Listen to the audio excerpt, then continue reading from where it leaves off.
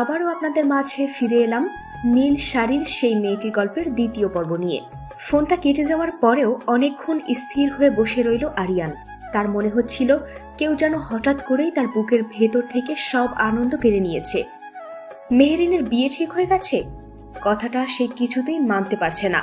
যেই মেয়েটি প্রতিদিন তার সঙ্গে স্বপ্নের কথা বলে, জীবনের গল্প ভাগ করে নেয়, সে কি সত্যিই অন্য কারো জীবনের অংশ হয়ে যাবে? সেদিন অফিসে আর কোনো কাজ করতে পারল না। বারবার ফোনটা হাতে নিলেও মেহেরিনকে কল করার সাহস পেল না। যদি খবরটা সত্যি হয়, যদি সে সত্যি আরিয়ানকে শুধুই বন্ধু ভেবে থাকে।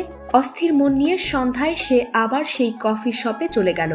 মনের ভেতর একটাই আশা, মেহেরিন আসবে আর সব কিছু ভুল প্রমাণ করবে। ঘড়ির কাঁটা 6টা ছুল, তারপর 7টা, কিন্তু মেহেরিন এলো না। হতাশ হয়ে যখন সে বেরিয়ে আসবে, তখনই ফোনটা বেজে উঠল। স্ক্রিনে ভেসে উঠল মেহেরিন কলিং। আরিয়ানের বুকটা কেঁপে উঠল। হ্যালো। ওপাশ থেকে মেহেরিনের নরম কণ্ঠ ভেসে এলো। আপনি কি কফি শপে আছেন? হ্যাঁ, আমি আসছি, একটু অপেক্ষা করুন। 20 মিনিট পরে সে এলো, কিন্তু আজ তাকে অন্যরকম লাগছিল। মুখটা ফ্যাকাশে, চোখ দুটো লাল, যেন অনেকক্ষণ কেঁদেছে। সে চুপচাপ এসে বসে পড়ল। আরিয়ান কিছুক্ষণ অপেক্ষা করল, তারপর সরাসরি বলল, তোমার বিয়ে ঠিক হয়েছে? মেহেরিন হঠাৎ মাথা নিচু করে ফেলল। কয়েক সেকেন্ড নীরবতা, তারপর খুব ধীরে বলল, হ্যাঁ। এক মুহূর্তে যেন পৃথিবী থমকে গেল আরিয়ানের। আরিয়ানের গলা শুকিয়ে গেল। তুমি আমাকে কিছু বলনি কেন? মেহেরিন চোখ তুলে তাকালো, তার চোখ ভেজা। কি বলতাম? সত্যিটা। সব সত্যি সবসময় বলা যায় না আরিয়ান। কেন? মেহেরিন গভীর একটা নিঃশ্বাস ফেলল। কারণ কিছু সত্যি শুধু কষ্ট বাড়ায়। আরিয়ান রাগে অভিমানে কেঁপে উঠল। তাহলে এতদিন ধরে আমাদের বন্ধুত্বের কোনো মূল্য ছিল না? মেহেরিন সঙ্গে সঙ্গে বলল, এমন কথা বলবেন না। তাহলে? মেহেরিন চুপ করে গেল। কিছুক্ষণ পর বলল, মা খুব অসুস্থ, ডাক্তার বলেছেন দ্রুত চিকিৎসা না করালে অবস্থা খারাপ হবে। আমার কাছে এত টাকা নেই। এই বিয়ের প্রস্তাব এসেছে অনেক আগে, আমি রাজি হইনি, কিন্তু এখন। সে থেমে গেল, কণ্ঠটা ভারী হয়ে উঠল। মায়ের জন্য আমাকে রাজি হতে হয়েছে। আরিয়ান স্তব্ধ হয়ে শুনছিল। একদিকে ভালোবাসা, অন্যদিকে মায়ের জীবন। এই লড়াইয়ে মেহেরিন কোনটা বেছে নেবে? উত্তরটা খুব কঠিন।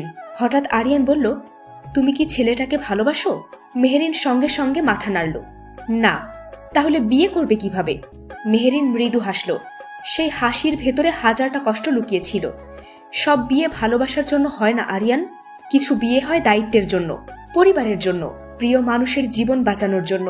আরিয়ানের বুকটা মোচড় দিয়ে উঠল।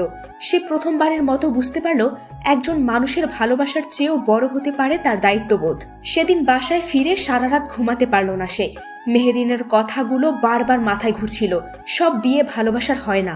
হঠাৎ তার মনে একটা সিদ্ধান্ত জন্ম নিল, সে মেহেরিনকে হারাবে না, যে কোনো মূল্যে নয়। পরদিন সকালে সে নিজের বাবার সঙ্গে কথা বলল। তার বাবা একজন সফল ব্যবসায়ী। আরিয়ান সব খুলে বলল।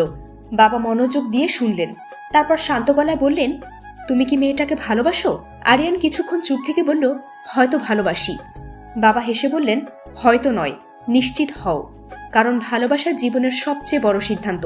আরিয়ান মাথা নিচু করে বলল, আমি তাকে হারাতে চাই না বাবা। বাবা কিছুক্ষণ চিন্তা করলেন, তারপর বললেন, যদি সত্যি ভালোবাসো তাহলে তার মায়ের চিকিৎসার দায়িত্ব আমরা নিতে পারি, কিন্তু একটা শর্ত আছে। কি শর্ত? মেয়েটাকে কোনো চাপ দেওয়া যাবে না, সিদ্ধান্ত তার নিজের হবে। আরিয়ানের চোখে জল চলে এলো। সে বাবাকে জড়িয়ে ধরল। ধন্যবাদ বাবা। সন্ধ্যায় সে মেহেরিনকে দেখা করতে বলল। রমনা পার্কের সেই পুরনো বেঞ্চে। সূর্য ডুবে যাচ্ছে, হালকা বাতাস বইছে। মেহেরিন এসে চুপচাপ বসে পড়ল। আজ তার মুখে কোনো হাসি নেই। আরিয়ান ধীরে বলল, আমি একটা কথা বলতে চাই।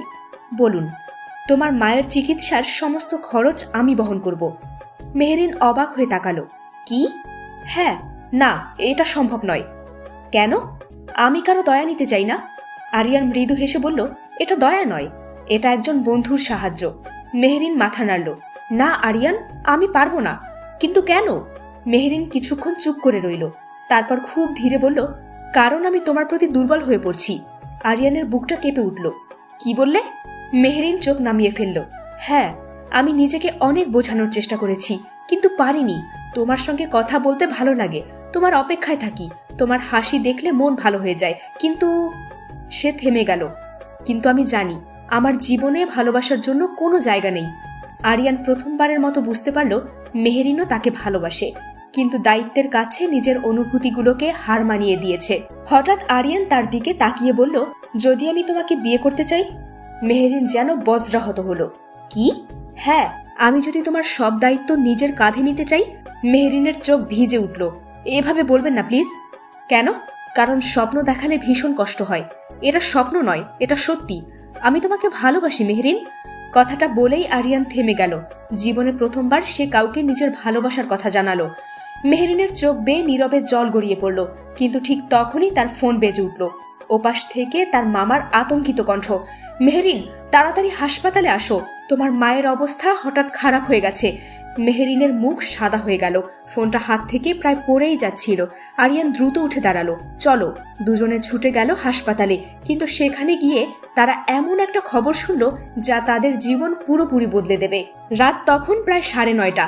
ঢাকার রাস্তায় গাড়ির শব্দ কমে এসেছে, কিন্তু আরিয়ান আর মেহেরিনের বুকের ভেতর ঝড় বয়ে যাচ্ছে। হাসপাতালে পৌঁছেই তারা দৌড়ে জরুরি বিভাগের সামনে গেল। মেহেরিনের মামা উদ্বিগ্ন মুখে দাঁড়িয়ে আছেন। মেহেরিন ছুটে গিয়ে জিজ্ঞেস করল, মা কেমন আছেন? লোকটা দীর্ঘশ্বাস ফেললেন। ডাক্তার ভেতরে আছেন। কিছুক্ষণ পর একজন ডাক্তার বেরিয়ে এলেন। মুখটা বেশ গম্ভীর। রোগীর আত্মীয় কে আছেন? মেহেরিন কাপা গলায় বলল, আমি মেয়ে। ডাক্তার শান্ত গলায় বললেন, আপনার মায়ের কিডনির অবস্থা আগের চেয়ে অনেক খারাপ হয়েছে। এখন নিয়মিত ডায়ালাইসিস করাতে হবে। পরে হয়তো কিডনি ট্রান্সপ্লান্টও লাগতে পারে। মেহেরিনের মাথার উপর যেন আকাশ ভেঙে পড়ল। ডাক্তার, অনেক খরচ হবে? ডাক্তার কিছুক্ষণ চুপ থেকে বললেন, হ্যাঁ, চিকিৎসাটা ব্যয়বহুল। কথাগুলো শুনে মেহেরিন ভেঙে পড়ল। সে বেঞ্চে বসে মুখ ঢেকে কাঁদতে লাগলো। আরিয়ানের বুকটা মোচড় দিয়ে উঠল। সে পাশে গিয়ে বসে ধীরে বলল, কেঁদো না। মেহেরিন মাথা নাড়ল। আমি কি করব আরিয়ান? মাকে হারাতে পারবো না, কিন্তু এত টাকা কোথায় পাবো? আরিয়ান তার হাতটা ধরে বলল, আমি আছি। মেহেরিন চোখ তুলে তাকালো। তুমি কেন এত কিছু করতে চাও আমার জন্য? আরিয়ান কয়েক সেকেন্ড চুপ করে রইল। তারপর বলল, কারণ আমি তোমাকে ভালোবাসি। এবার মেহেরিন আর নিজেকে সামলাতে পারল না। তার চোখ বেয়ে অশ্রু গড়িয়ে পড়তে লাগলো, কিন্তু সে কিছুই বলল না। সেই রাতেই আরিয়ান নিজের বাবার সঙ্গে আবার কথা বলল, সবকিছু খুলে বলল। বাবা অনেকক্ষণ নীরব রইলেন। তারপর বললেন, আমি মেয়েটার মায়ের চিকিৎসার দায়িত্ব নিতে রাজি, কিন্তু একটা বিষয় আছে। কি বিষয়? তোমার দাদি তোমার বিয়ের ব্যাপারে অনেক আগে থেকেই সিদ্ধান্ত নিয়ে রেখেছেন। আরিয়ান অবাক হয়ে গেল। মানে? তোমার চাচার বন্ধুর মেয়ে নাদিয়ার সঙ্গে তোমার বিয়ের কথা অনেকদিন ধরেই চলছে। আরিয়ানের মাথা ঘুরে উঠল। কিন্তু আমি তো কিছুই জানি না। বাবা দীর্ঘশ্বাস ফেললেন। আমরা এখনো কিছু চূড়ান্ত করিনি, তবে তোমার দাদির অনেক আশা। আরিয়ান দৃঢ় গলায় বলল, আমি মেহেরিন ছাড়া অন্য কাউকে বিয়ে করব না। বাবা তার ছেলের দিকে তাকিয়ে রইলেন। তার চোখে গর্বের ছাপ ফুটে উঠল। তাহলে নিজের সিদ্ধান্তের জন্য লড়াই করতে শিখতে হবে। পরদিন সকালে আরিয়ান হাসপাতালে গেল। মেহেরিন রাতভর মায়ের পাশে বসেছিল। চোখ দুটো লাল হয়ে গেছে। আরিয়ান হাতে নাস্তা নিয়ে এলো। কিছু খেয়েছো? মেহেরিন মাথা নাড়ল। খেতে ইচ্ছে করছে না। না খেলে তুমি অসুস্থ হয়ে পড়বে। সে জোর করে মেহেরিনকে কিছু খাবার খাওয়ালো। মেহেরিন মৃদু হেসে বলল, তুমি এত যত্ন করো কেন? কারণ তোমার হাসিটা আমার ভালো লাগে। মেহেরিন কিছু বলল না, শুধু চুপচাপ তার দিকে তাকিয়ে রইল। দুপুরের দিকে মেহেরিনের মায়ের জ্ঞান ফিরল। আরিয়ানকে দেখে তিনি মৃদু হাসলেন। বাবা, তুমি এসেছো? জি খালা।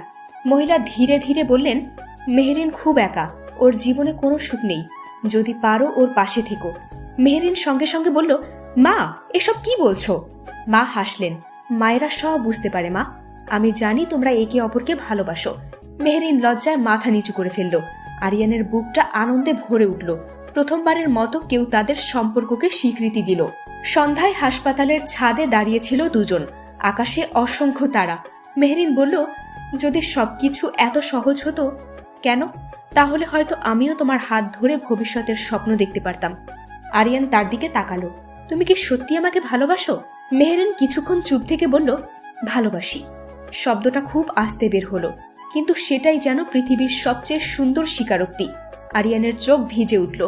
সে ধীরে বলল, তাহলে আর কোনো চিন্তা করো না, সব ঠিক হয়ে যাবে। মেহেরিন মৃদু হাসল। তুমি সবসময় এত আশাবাদী কেন? কারণ আমি বিশ্বাস করি সত্যিকারের ভালোবাসা কখনো হেরে যায় না। কিন্তু তাদের অজান্তেই নতুন ঝড় এগিয়ে আসছিল। পরদিন দুপুরে আরিয়ানের দাদি হঠাৎ তাদের বাসায় চলে এলেন। বৃদ্ধা মহিলার মুখ গম্ভীর। আমি শুনেছি তুমি একটা সাধারণ মেয়ের প্রেমে পড়েছ। আরিয়ান চমকে উঠল। দাদি, তোমার বিয়ে নাদিয়ার সঙ্গেই হবে, এটাই আমার শেষ কথা। আরিয়ান দৃঢ় গলায় বলল, আমি কাউকে ভালোবাসলে তাকে ছেড়ে অন্য কাউকে বিয়ে করতে পারবো না।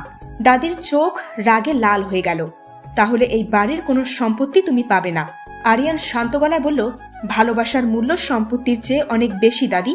বৃদ্ধা কিছুক্ষণ চুপ করে রইলেন, তারপর রাগে বেরিয়ে গেলেন। সেদিন রাতে আরিয়ান বুঝতে পারল তার সামনে দুটি পথ। একদিকে পরিবারের ইচ্ছা, সম্পদ আর বিলাসবহুল জীবন, অন্যদিকে মেহেরিন, তার ভালোবাসা আর অসংখ্য অনিশ্চয়তা। কোন পথ সে বেছে নেবে? আর এই সিদ্ধান্ত কি তাদের জীবনে সুখ নিয়ে আসবে, নাকি আরো বড় ঝড়ের সূচনা করবে? সেটা জানতে হলে দেখতে হবে নীল শাড়ির সেই মেয়েটি গল্পের 3য় পর্ব। সেই পর্যন্ত আমাদের সাথেই থাকুন এবং গল্পটি ভালো লাগলে আমাদের চ্যানেলকে সাবস্ক্রাইব করতে অবশ্যই ভুলবেন না। আপনার গুরুত্বপূর্ণ মতামতের জন্য আমরা অপেক্ষায় রইলাম। ধন্যবাদ।